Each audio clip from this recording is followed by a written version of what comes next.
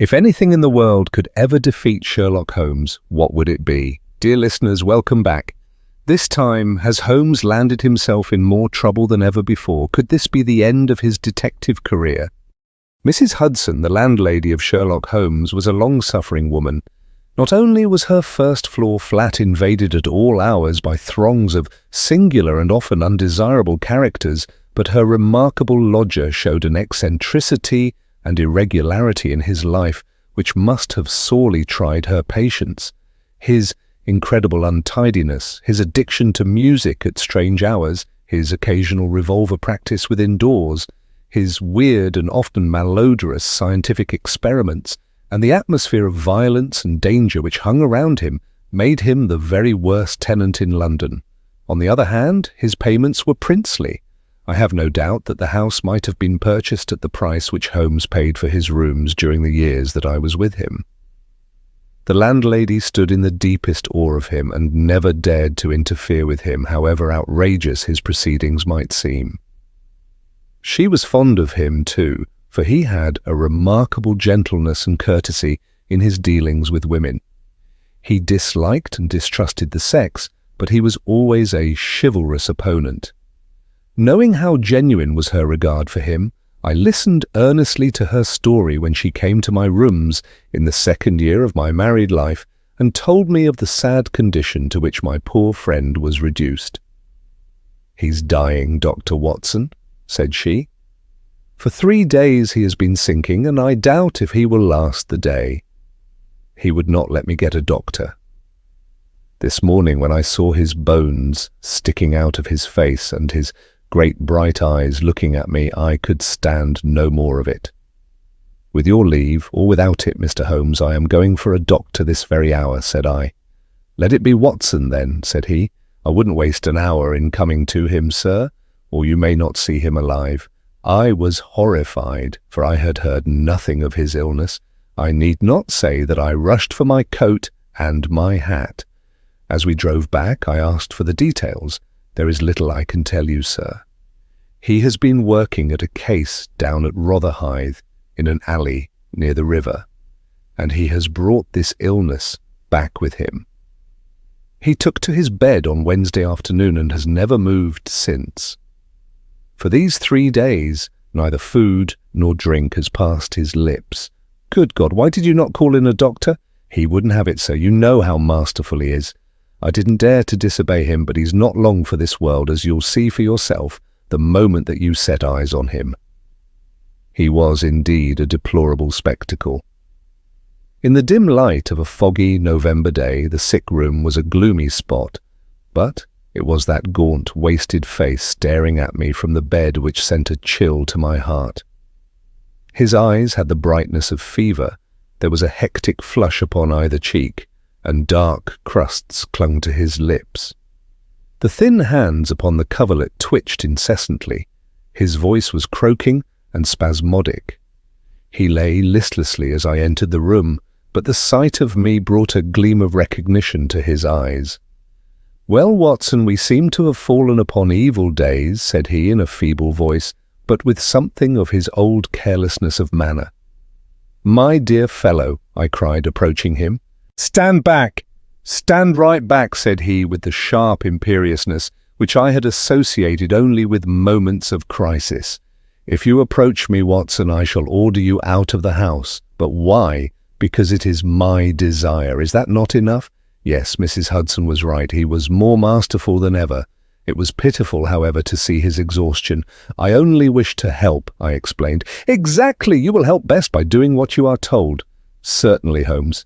He relaxed the austerity of his manner. "You are not angry?" he asked, gasping for breath. "Poor devil, how could I be angry when I saw him lying in such a plight before me?" "It's for your own sake, Watson," he croaked. "For my sake. I know what is the matter with me. It is a coolie disease from Sumatra, a thing that the Dutch know more about than we, though they have made little of it up to date. One thing only is certain. It is infallibly deadly, and it is horribly contagious." He spoke now with a feverish energy, the long hands twitching and jerking as he motioned me away. "Contagious by touch, Watson, that's it, by touch. Keep your distance and all is well. Good heavens, Holmes, do you suppose that such a consideration weighs with me of an instant? It would not affect me in the case of a stranger. Do you imagine it would prevent me from doing my duty to so old a friend? Again I advanced, but he repulsed me with a look of furious anger. If you will stand there, I will talk. If you do not, you must leave the room. I have so deep a respect for the extraordinary qualities of Holmes that I have always deferred to his wishes, even when I least understood them. But now all my professional instincts were aroused. Let him be my master elsewhere. I at least was his in a sick room. Holmes, said I, you are not yourself. A sick man is but a child, and so I will treat you. Whether you like it or not, I will examine your symptoms and treat you for them. He looked at me with venomous eyes. If I am to have a doctor, whether I will or not, let me at least have someone in whom I have confidence, said he. Then you have none in me? In your friendship, certainly. But facts are facts, Watson, and after all you are only a general practitioner with very limited experience and mediocre qualifications. It is painful to have to say these things, but you leave me no choice. I was bitterly hurt. Such a remark is unworthy of you, Holmes. It shows me very clearly the state of your own nerves. But if you have no confidence in me, I would not intrude my services. Let me bring Sir Jasper Meek or Penrose Fisher, or any of the best men in London, but someone you must have, and that is final. If you think that I am going to stand here and see you die without either helping you myself or bringing anyone else to help you, then you have mistaken your man. You mean well, Watson, said the sick man with something between a sob and a groan. Shall I demonstrate your own ignorance? What do you know, pray, of Tapanuli fever? What do you know of the Black Formosa corruption? I have never heard of either. There are many problems of disease, many strange pathological possibilities in the East, Watson. He paused after each sentence to collect his failing strength. I have learned so much during some recent researches which have a medico-criminal aspect. It was in the course of them that I contracted this complaint. You can do nothing? Possibly not, but I happen to know that Dr. Ainstree, the greatest living authority upon tropical disease, is now in London. All remonstrance is useless, Holmes. I am going this instant to fetch him. I turned resolutely to the door. Never have I had such a shock. In an instant, with a tiger spring, the dying man had intercepted me. I heard the sharp snap of a twisted key. The next moment he had staggered back to his bed, exhausted and panting after his one tremendous outflame of energy. You won't take the key from me by force, Watson. I've got you, my friend. Here you are, and here you will stay until I will otherwise. But I'll humour you. All this in little gasps, with terrible struggles for breath between. You've only my own good at heart. Of course I know that very well. You shall have your way, but give me time to get my strength. Not now, Watson, not now. It's 4 o'clock. At 6, you can go. This is insanity, Holmes. Only 2 hours, Watson. I promise you will go at 6. Are you content to wait? I seem to have no choice. None in the world, Watson. Thank you. I need no help in arranging the clothes. You will please keep your distance. Now, Watson, there is one other condition that I would make. You will seek help, not from the man you mention, but from the one that I choose, by all means. The first 3 sensible words that you have uttered since you entered this room, Watson. You will find some books over there. I am somewhat exhausted. I wonder how a battery feels when it pours electricity into a non-conductor. At 6, Watson, we resume our conversation, but it was destined to be resumed long before that hour, and in circumstances which gave me a shock hardly second to that caused by his spring to the door. I had stood for some minutes looking at the silent figure in the bed. His face was almost covered by the clothes, and he appeared to be asleep. Then, unable to settle down to reading, I walked slowly round the room, examining the pictures of celebrated criminals with which every wall was adorned. Finally, in my aimless perambulation, I came to the mantelpiece. A litter of pipes, tobacco pouches, syringes, penknives, revolver cartridges, and other debris was scattered over it. In the midst of these was a small black and white ivory box with a sliding lid. It was a neat little thing, and I had stretched out my hand to examine it more closely when it was a dreadful cry that he gave, a yell which might have been heard down the street. My skin went cold and my hair bristled at that horrible scream. As I turned, I caught a glimpse of a convulsed face and frantic eyes. I stood, paralyzed, with the little box in my hand. "Put it down! Down this instant, Watson, this instant, I say." His head sank back upon the pillow and he gave a deep sigh of relief as I replaced the box upon the mantelpiece. "I hate to have my things touched, Watson. You know that I hate it. You fidget me beyond endurance. You, a doctor, you are enough to drive a patient into an asylum. Sit down, man, and let me have my rest." The incident left a most unpleasant impression upon my mind. The violent and causeless excitement followed by this brutality of speech, so far removed from his usual suavity, showed me how deep was the disorganization of his mind. Of all ruins, that of a noble mind is the most deplorable. I sat in silent dejection until the stipulated time had passed.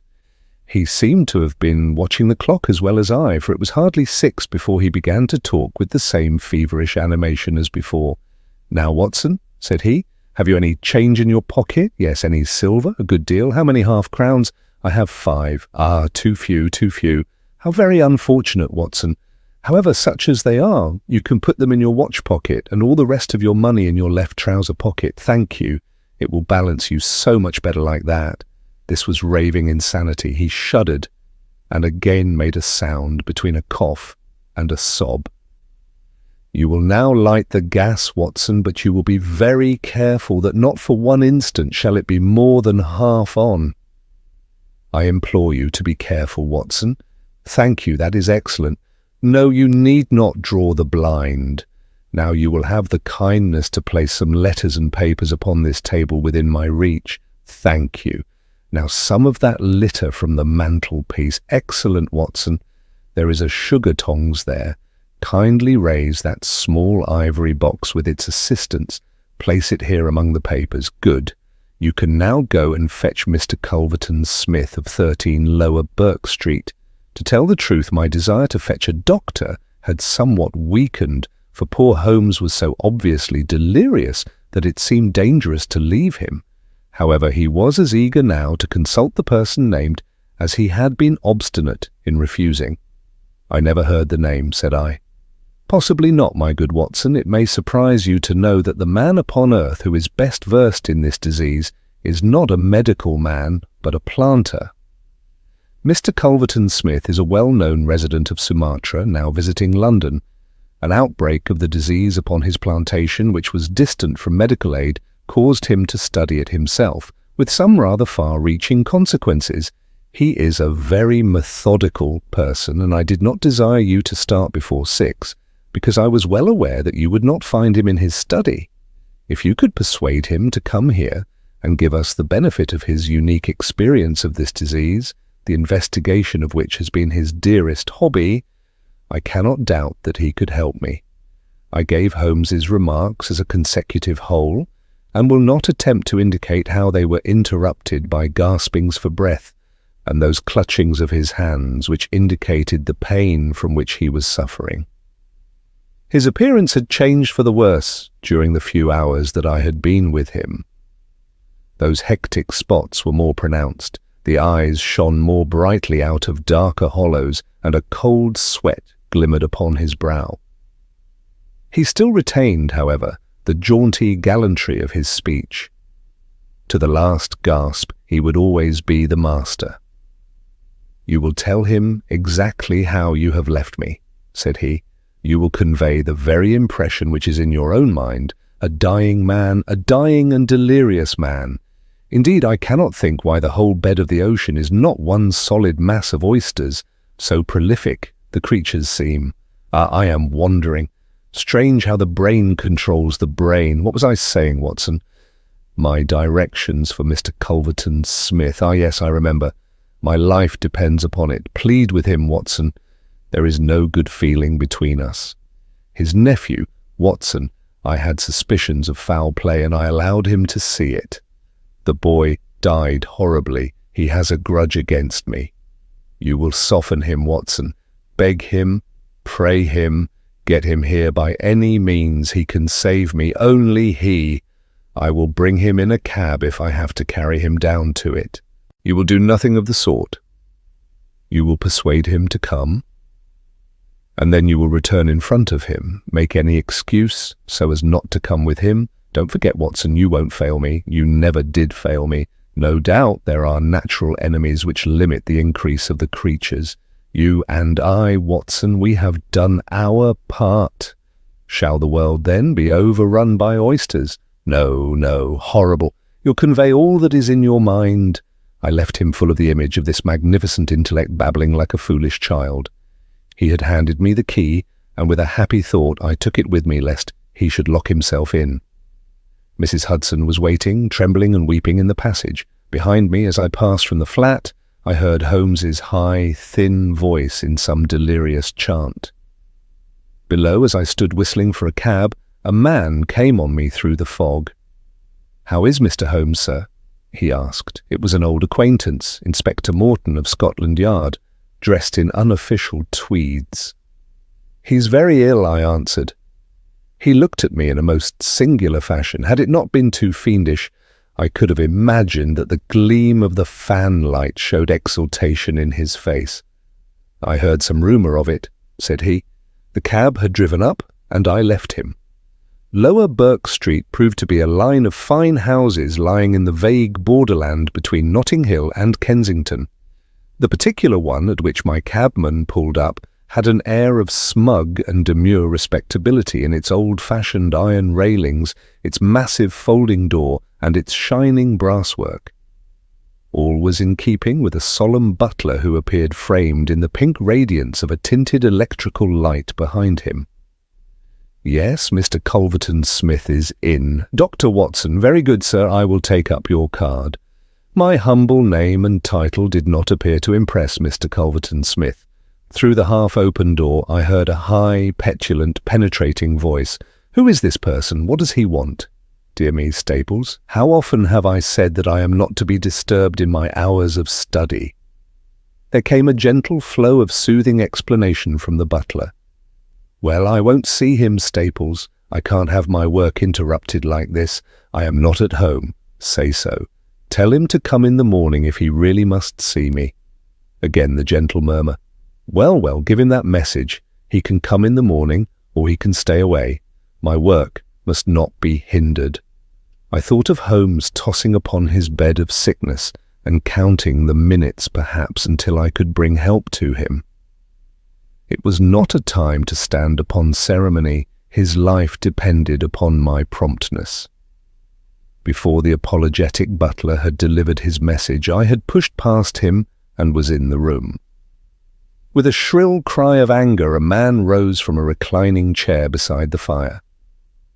I saw a great yellow face, coarse-grained and greasy, with heavy double chin and two sullen, menacing grey eyes, which glared at me from under tufted and sandy brows. A high, bald head had a small velvet smoking cap poised coquettishly upon one side of its pink curve. The skull was of enormous capacity, and yet as I looked down I saw to my amazement that the figure of the man was small and frail, twisted in the shoulders and back like one who has suffered from rickets in his childhood.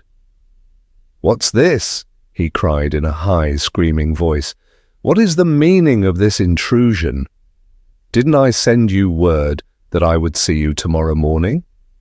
"I am sorry," said I, "but the matter cannot be delayed. Mr. Sherlock Holmes." The mention of my friend's name had an extraordinary effect upon the little man. The look of anger passed in an instant from his face. His features became tense and alert. "Have you come from Holmes?" he asked. "I have just left him." "What about Holmes? How is he?" "He is desperately ill. That is why I have come." The man motioned me to a chair and turned to resume his own. As he did so, I caught a glimpse of his face in the mirror over the mantelpiece. I could have sworn that it was set in a malicious and abominable smile. Yet I persuaded myself that it must have been some nervous contraction which I had surprised, for he turned to me an instant later with genuine concern upon his features. "I am sorry to hear this," said he. "I only know Mr. Holmes through some business dealings which we have had, but I have every respect for his talents and his character. He is an amateur of crime, as I am of disease. For him, the villain; for me, the microbe. There are my prisons," he continued, pointing to a row of bottles and jars which stood upon a side table. "Among those gelatine cultivations, some of the very worst offenders in the world are now doing time. It was on account of your special knowledge that Mr. Holmes desired to see you. He has a high opinion of you and thought that you were the one man in London who could help him." The little man started, and the jaunty smoking cap slid to the floor. "Why?" he asked. "Why should Mr. Holmes think that I could help him in his trouble?" "Because of your knowledge of Eastern diseases." "But why should he think that this disease which he has contracted is Eastern?" "Because, in some professional inquiry, he has been working among Chinese sailors down in the docks." Mr. Culverton Smith smiled pleasantly and picked up his smoking cap. "Oh, that's it, is it?" said he. "I trust the matter is not so grave as you suppose." "How long has he been ill? About 3 days. Is he delirious?" "Occasionally." "Tut, tut. This sounds serious. It would be inhuman not to answer his call." "I very much resent any interruption to my work, Dr. Watson, but this case is certainly exceptional. I will come with you at once." I remembered Holmes's injunction. "I have another appointment," said I. "Very good. I will go alone. I have a note of Mr. Holmes's address. You can rely upon my being there within half an hour at most." It was with a sinking heart that I re-entered Holmes's bedroom. For all that I knew, the worst might have happened in my absence. To my enormous relief, he had improved greatly in the interval. His appearance was as ghastly as ever, but all trace of delirium had left him, and he spoke in a feeble voice, it is true, but with even more than his usual crispness and lucidity. "Well, did you see him, Watson?" "Yes, he is coming. Admirable, Watson, admirable. You are the best of messengers. He wished to return with me." "That would never do, Watson. That would be obviously impossible." "Did he ask what ailed me?" I told him about the Chinese in the East End. "Exactly. Well, Watson, you have done all that a good friend could. You can now disappear from the scene." "I must wait and hear his opinion, Holmes." "Of course you must. But I have reasons to suppose that this opinion would be very much more frank and valuable if he imagines that we are alone. There is just room behind the head of my bed, Watson." "My dear Holmes, I fear there is no alternative, Watson. The room does not lend itself to concealment, which is as well, as it is the less likely to arouse suspicion. But just there, Watson, I fancy that it could be done." Suddenly he sat up with a rigid intentness upon his haggard face. "There are the wheels, Watson. Quick, man, if you love me, and don't budge whatever happens." "Whatever happens, do you hear? Don't speak, don't move, just listen with all your ears." Then in an instant his sudden access of strength departed, and his masterful, purposeful talk droned away into the low, vague murmurings of a semi-delirious man. From the hiding place into which I had been so swiftly hustled, I heard the footfalls upon the stair, with the opening and the closing of the bedroom door. Then, to my surprise, there came a long silence, broken only by the heavy breathings and gaspings of the sick man. I could imagine that our visitor was standing by the bedside and looking down at the sufferer. At last that strange hush was broken. "Holmes!" he cried. "Holmes!" in the insistent tone of one who awakens a sleeper. "Can't you hear me, Holmes?" There was a rustling, as if he had shaken the sick man roughly by the shoulder. "Is that you, Mr. Smith?" Holmes whispered. "I hardly dared hope that you would come." The other laughed. "I should imagine not," he said. "And yet, you see, I am here. Coals of fire, Holmes, coals of fire. It is very good of you, very noble of you. I appreciate your special knowledge." Our visitor sniggered. "You do? You are, fortunately, the only man in London who does. Do you know what is the matter with you the same?" said Holmes. "Ah, you recognize the symptoms?" "Only too well." "Well, I shouldn't be surprised, Holmes. I shouldn't be surprised if it were the same. A bad lookout for you if it is."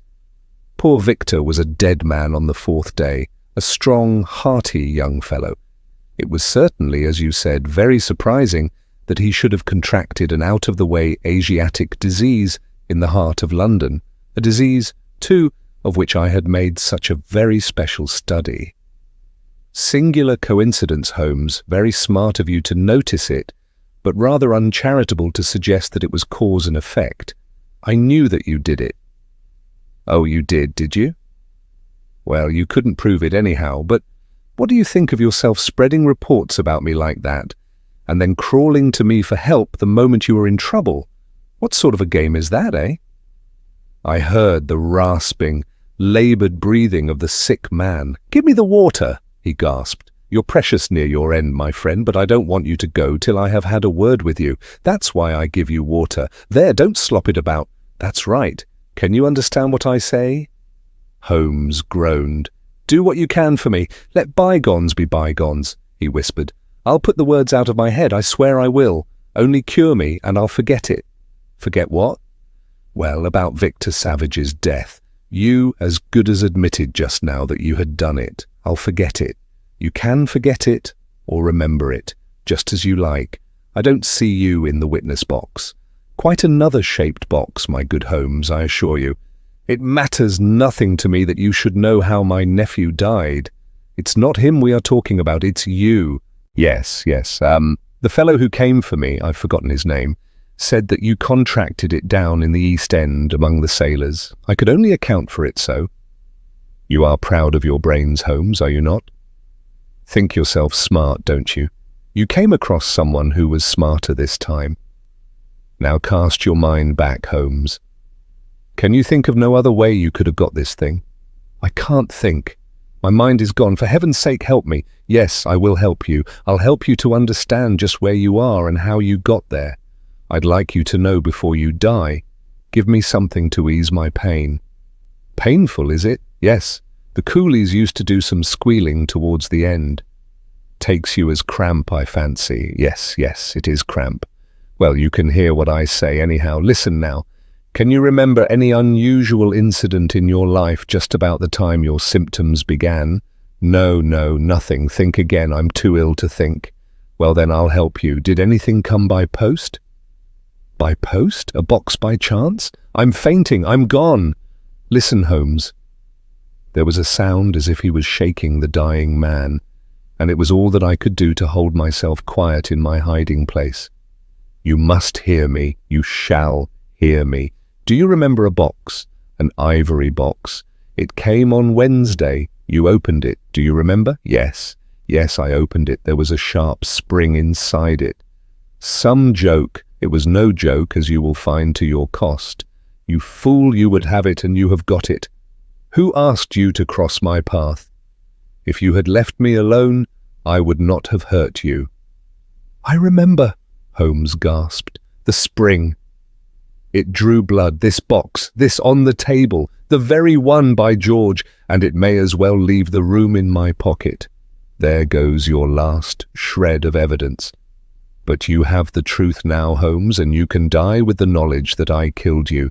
You knew too much of the fate of Victor Savage, so I have sent you to share it. You are very near your end, Holmes. I will sit here, and I will watch you die. Holmes's voice had sunk to an almost inaudible whisper. What is that? Said Smith.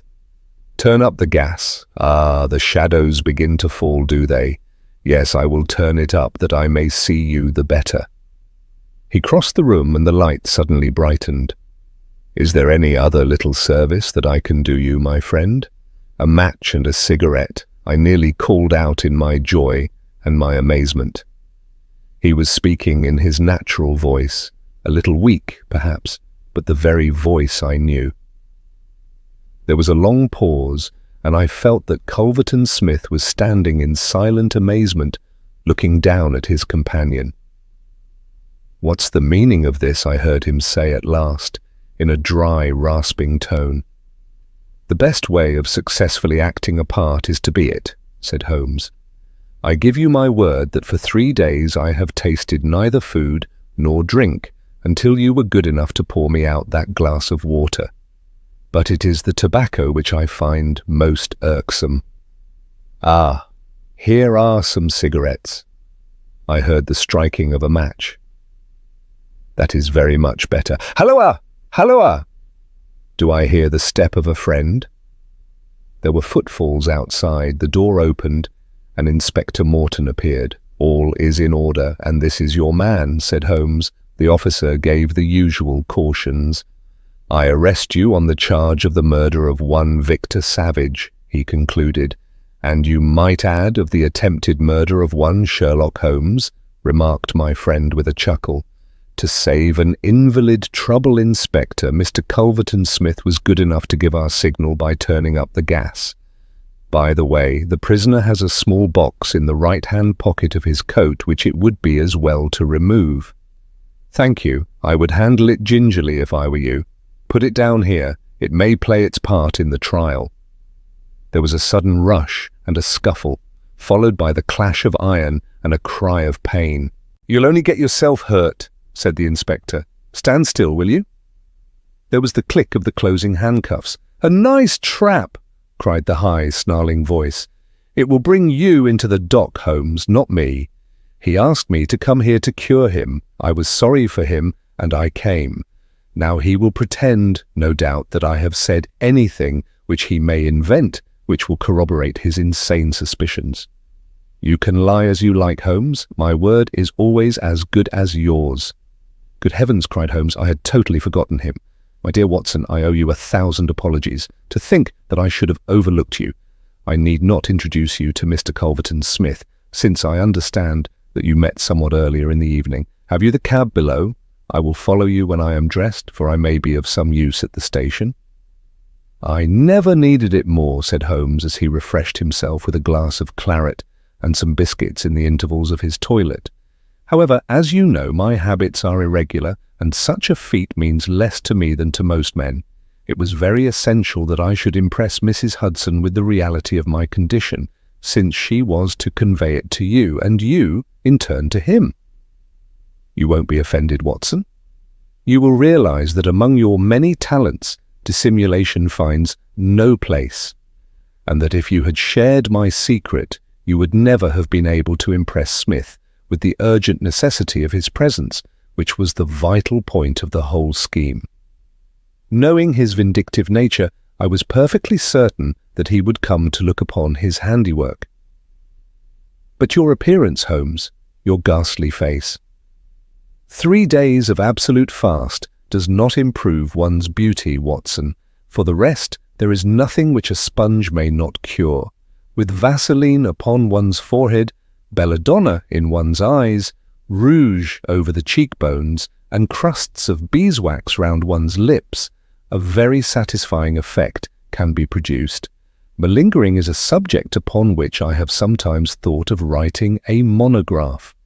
A little occasional talk about half-crowns, oysters, or any other extraneous subject produces a pleasing effect of delirium. But why would you not let me near you, since there was, in truth, no infection? Can you ask, my dear Watson? Do you imagine that I have no respect for your medical talents? Could I fancy that your astute judgment would pass a dying man who, however weak, had no rise of pulse or temperature? At 4 yards I could deceive you. If I failed to do so, who would bring my Smith within my grasp? No, Watson, I would not touch that box. You can just see if you look at it sideways where the sharp spring like a viper's tooth emerges as you open it. I dare say it was by some such device that poor Savage, who stood between this monster and a reversion, was done to death. My correspondence, however, is, as you know, a varied one, and I am somewhat upon my guard against any packages which reach me. It was clear to me, however, that by pretending that he had really succeeded in his design, I might surprise a confession. That pretense I have carried out with the thoroughness of the true artist. Thank you, Watson. You must help me on with my coat. When we have finished at the police station, I think that something nutritious at Simpson's would not be out of place. That's where our story ends. Don't forget to subscribe, like, and share. See you next time.